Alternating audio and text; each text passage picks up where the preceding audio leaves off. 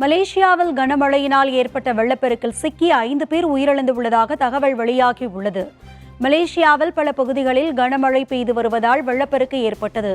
இதனால் 5000த்திற்கும் மேற்பட்டோர் தங்கள் வீடுகளை விட்டு வெளியேறி நிவாரண முகாம்களில் தஞ்சமடைந்துள்ளனர். மலேசியாவின் சபா மற்றும் சரவாக்கின் சில பகுதிகளில் 700 மில்லிமீட்டருக்கும் மேல் மழை பதிவானதாக அந்நாட்டு வானிலை ஆய்வு மையம் தெரிவித்துள்ளது. இதனிடையே நாளை வரை கனமழை தொடரும் என மலேசியா வானிலை ஆய்வு மையம் எச்சரித்துள்ளது. இந்த நிலையில் வெள்ளப்பெருக்கில் சிக்கி 5 பேர் உயிரிழந்ததாக தகவல் வெளியாகியுள்ளது.